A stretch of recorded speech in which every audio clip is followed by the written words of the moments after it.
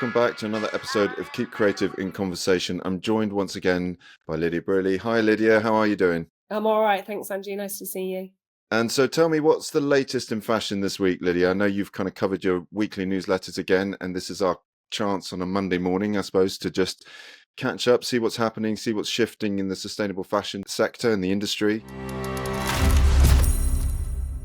Tell me a little bit more about Fashion for Good's executive blueprint. There's sort of next generation scaling material or next gen material scaling on a mass market level. Tell me a little bit more. Tell us a little bit more about what that actually looks like. Fashion for Good this week have released a report in collaboration with Boston Consulting Group, and that's all about the challenges and opportunities of next gen materials. So we hear a lot about next gen materials, and there's so many in kind of market development.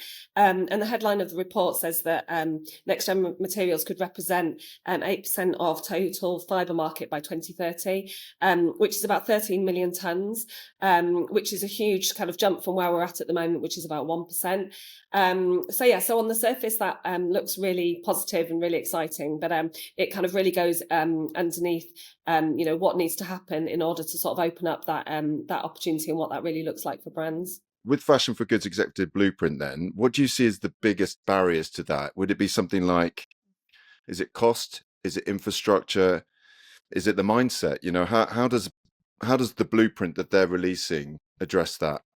So I think when you look at this in terms of figures, we're still looking at a huge sort of sliding scale.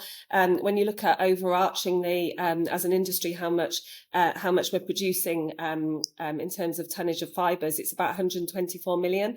So, next gen is still a very, very small percentage of that at 13 million. If we can even get to that projection.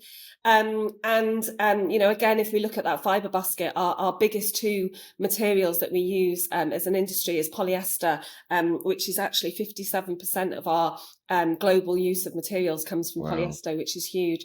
And then behind that, you've got about 20%, which is cotton. So, we're seeing a huge 77% of materials currently just behind cotton and polyester. So, we've got to... If we're talking about next gen, it's got to come from somewhere. And the thing with polyester is that, it's cheap, it's widely available, it's commercially available in manufacturing hubs around the world. So we've got a huge kind of challenge in terms of scaling these next gen materials and making them available commercially. And that could take, 3 to 5 years. We've still got a long way to go. And I think the crux of it is that essentially, we can't do it unless we collaborate as businesses and as brands, and even across industries. I think that's what is really the headline here. If it's going to happen, it's only going to happen if we work together. The next topic that we're looking at in a brief sort of nutshell was your headline about H&M Growth Ventures are they're investing into next gen materials, aren't they? Can you tell us a little bit more about why H&M are doing that? What does that look like?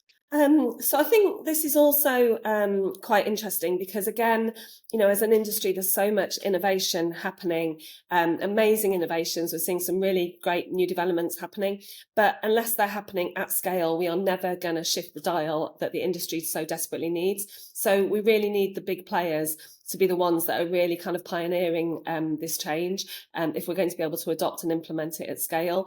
Obviously, with H&M being one of those, leading brands, they own 6 brands. They've got COS, they've got Other Stories, they've got Arquette, Weekday. So they've got this whole portfolio of brands. So actually, if they can start to adopt and implement some of these new innovations within their business models and across their different brand portfolios, that's when we can really start to see, change happen at scale. In terms of some of the brands that are investing in, Syra is one of the latest ones, which is all about chemical recycling of polyester. So it's about making textile polyester waste infinitely recyclable back into new polyester yarns, which would be absolutely game changing in the industry given our kind of dependence on polyester. And what's really interesting here is that Syra, H&M have invested in them, but also lots of other leading brands. So Volvo, the Inca Group, which own IKEA, a lot of sort of leading Swedish companies have really backed this particular business, which I think just really demonstrates that they're investing in the future. And they're still one of the big players in terms of fast fashion, and obviously we've got a huge journey to go to sort of transition that. But they do have the opportunity to drive change if they can do this effectively. And I guess, what responsibility do brands like H&M have in ensuring these materials don't just remain in research and development? How do they take this to market at scale? That's, I think, a big question, isn't it? Because it's great doing all the research and development in the background with all those mini brands in that space, but I guess taking it to scale is going to be the challenge, perhaps. Yeah, I think, with my experience in the industry, in order to bring something to market commercially, you've got to have the volume behind it to be able to back it, to be able to actually, put production lines behind it, to be able to put factories behind it. You've really got to have that volume. And no brands at the moment are willing to kind of invest in that in isolation, because it's all still kind of quite new news. But actually, if you think of a brand like H&M, if they can actually work across their different brand portfolio, and they can actually really consolidate their volumes, and then they can look at that number and say, right, okay, we're going to take a shift. So for example, one of the investments is in Galley cotton, which is about lab grown cotton. So if H&M were to look at their cotton orders and they were to consolidate those and say, right, we're going to place that with this new innovative material, they'd actually be able to have something really meaningful there to actually be able to bring that to market at scale. And most brands don't have the volume to be able to manage to do that. So yeah, I think that's where we're going to see some real, hopefully we're going to see some real change anyway.